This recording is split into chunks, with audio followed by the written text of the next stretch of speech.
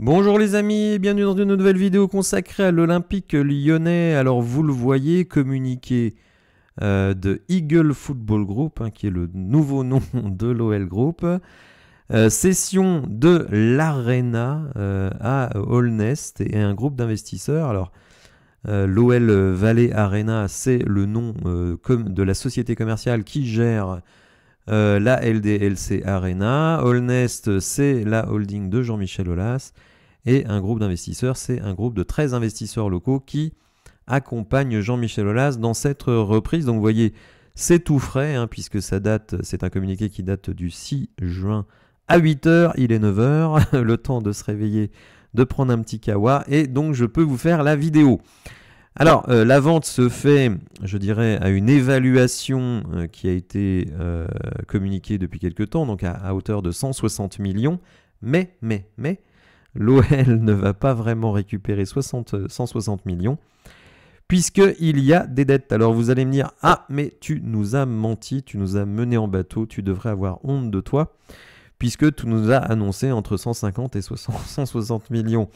Pour l'Olympique lyonnais, et je vais me défendre quand même par deux raisons. Déjà parce que les chiffres qui ont été publiés les plus complets donc datent du 31 décembre 2023. Sachez que ce qui est publié après ne fait pas mention des dettes, ne fait pas mention des charges, donc c'est difficile de faire des projections. On peut les faire sur les produits, mais pas forcément sur les charges et les dettes. Et qu'au mois de décembre, donc l'Olympique lyonnais a totalement refinancé sa dette, d'ailleurs en rajoutant de la dette. Et donc c'était très difficile dans ce nouveau refinancement d'identifier ce qui correspondait aux infrastructures, au remboursement d'autres dettes, etc. Donc oui, je plaide coupable, mais j'ai quelques petites excuses, si l'on peut dire.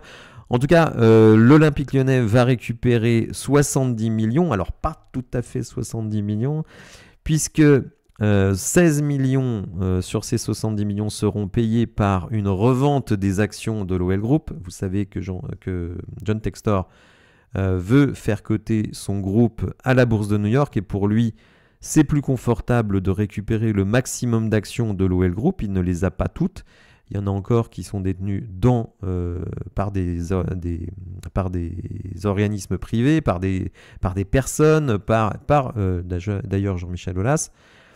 Donc il y a 16 millions de revente d'actions et il y a 54 millions, et vous le voyez à l'écran, ce closing de l'opération devrait intervenir le 12 juin, et comme par hasard, le 12 juin, c'est notre passage devant la DNCG.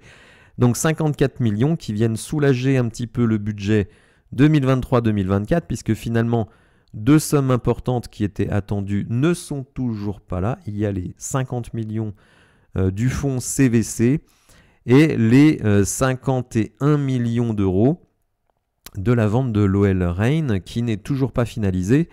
Donc ces deux sommes compteront sur le budget prochain. C'est pour ça que, alors certes, il n'y a pas 160 millions, certes, ça va arriver sur le budget d'aujourd'hui, enfin de cet exercice qui se clôture au 30 juin, mais ça ne change pas mes conclusions sur le passage devant la DNCG qui devrait se faire sans trop de soucis, même si, et j'insiste là-dessus, et je n'insisterai jamais assez, il faut continuer à baisser les charges.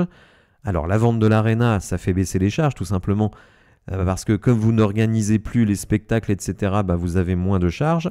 Comme vous avez fini la construction, là aussi, vous avez moins de dépenses. Et puis, il va falloir, et ça va être tout le talent des dirigeants de la cellule de recrutement de David Friot, eh bien, vous allez devoir, dans la mesure du possible, vous débarrasser de vos gros salaires. Donc, c'est pour ça que le départ de Lacazette semble quand même assez probable. Idem pour Cherki, idem pour Tagliafico, idem pour Cacré, et peut-être Anthony Lopez, mais ça c'est plus compliqué. Bref, il faut continuer à baisser la masse salariale et donc remplacer ces joueurs qui étaient très très très très chers par des joueurs qui sont aussi bons, voire meilleurs, mais qui coûtent beaucoup moins cher. Donc ça va être tout l'enjeu de cet été.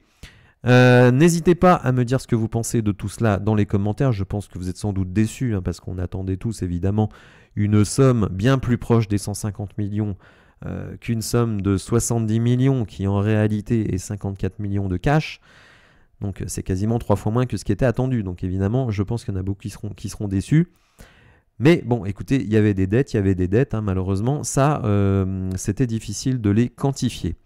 Si vous avez apprécié la vidéo, n'hésitez pas à la liker, à vous abonner à la chaîne, c'est très important. Et je vous dis à bientôt pour de nouvelles infos, des infos, j'espère, très bonnes, notamment sur le mercato qui, je le rappelle, débutera dès lundi.